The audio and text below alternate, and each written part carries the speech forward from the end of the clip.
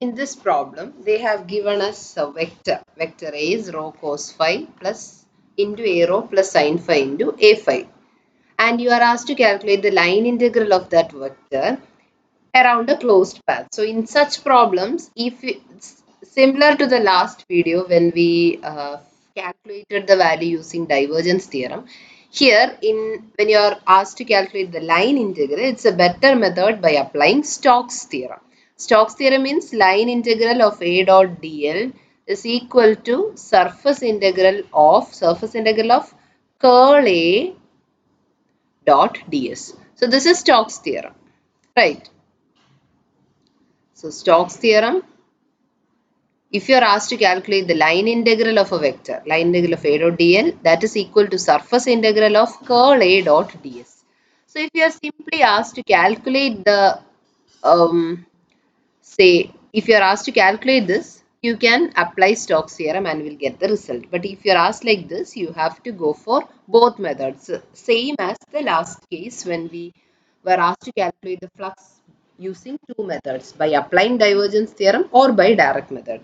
So direct method means here in this closed path you can divide it into four parts, AB plus BC plus CD plus DA. So you have to separately calculate the line integral along the paths AB, BC, CD and DA. Then only it will become a closed loop. And in the second method, you can do it in a very simple method by applying Stokes theorem. So first method you are applying this part, and the second method you are applying this part. So this is method 1 and this is method 2. So for the first method, it's clearly written here. First, you have to identify the plane. You know that it is a cylindrical coordinate system with the coordinates rho, phi and z. And here throughout the varying quantities are divide is four paths A, B, B, C, C, D and D, A. Okay, these are the four paths. You know that the plane it's a two-dimensional plane. So Z is not coming anywhere. Therefore, you know that this is a rho phi plane. Okay, this is a rho phi plane. So either rho or phi is varying. In AB, what happens? Phi is varying from 60 to 30. So here rho is constant at 2. In BC, what happens? Rho is varying from 2 to 5. At that time, phi is constant at 30 degree. In CD, what happens? Phi is varying from 30 to 60 degree. At that time, rho is constant at 5. And DA, AD and DA are different because you are giving this arrow. D to A is different from A to D. So here for getting the closed loop, we move in this direction. A, B, B, C, C, D and DA.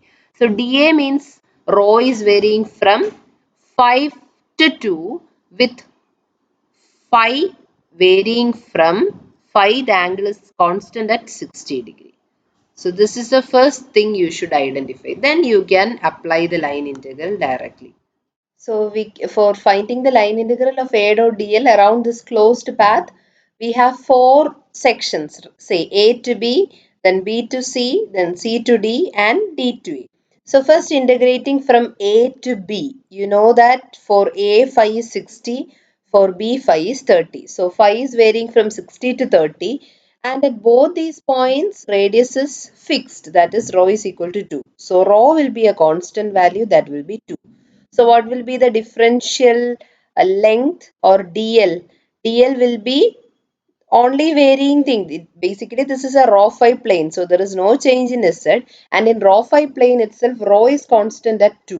So phi is varying. So DL will be rho d phi into unit vector A phi. So that is defined first. And A you already know. It is rho cos phi A rho plus sin phi into A phi. So A dot dl means you are taking the dot product. So you have to multiply the phi components. That is sin phi into rho d phi. Sin phi rho d phi. Rho is constant. So it can be taken outside and you can substitute the value as 2. Then integral of sin phi you can take it as minus cos phi. Limit 60 to 30. Why? Because it's moving from A to B. A is 60 degree. B is 30 degree. So from 60 degree to 30 degree. That is the limit. And on substituting the values, you get the value. And the second path is again B to C. Okay. B to C, it is very clear. B to C means there is no change in the phi value because phi is constant as 30 degree. Phi is 30 degree, but rho is varying from here the radius is 2, here the radius is 5. So phi rho is varying from 2 to 5, whereas the angle is constant as 30 degree.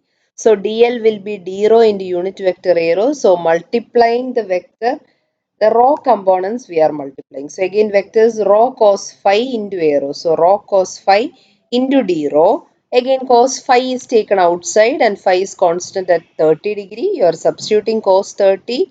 Cos 30 will be root 3 by 2 into 25 by 2 minus 4 by 2, that is 21 by 2.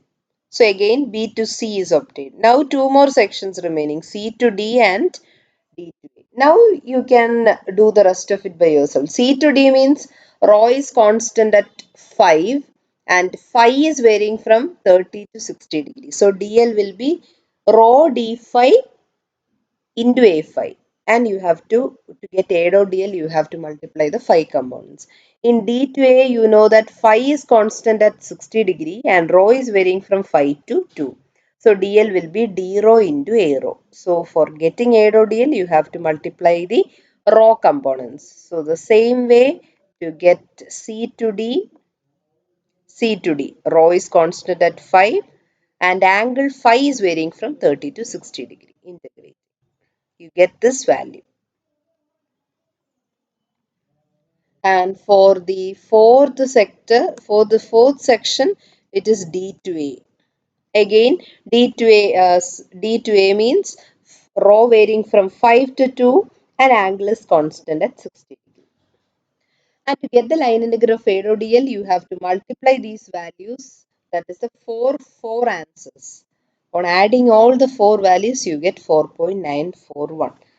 You can do this by yourself and check if you are getting the result. But you know that this is a very lengthy procedure and it takes lot of time. You have to do four integrations. It's a very lengthy procedure. So if you are asked to calculate line integral of A dot dl directly, if they are not specifying any method, the very simple method is to apply Stokes theorem. Stokes theorem means line integral of A dot dl is equal to surface integral of curl A dot ds. So here what you're doing is line integral of A dot dl is equal to surface integral of curl A dot ds. So first step is to calculate curl A. Curl A, this is the equation corresponding to cylindrical coordinate system. 1 by rho A rho A phi Az. These are the unit vectors, and for A phi there is one factor, that is rho. Then dou by dou rho, dou by dou phi and dou by dou z. A rho A phi and Az. You have to remember these three factors. 1 by rho is coming outside, then the rho term corresponding to small letter a phi and capital A phi. This is the equation. You should not make a mistake in the equation. After writing the equation properly, you can substitute the values. Okay, and to get ds, this is a rho phi plane. So ds will be d rho into rho d phi.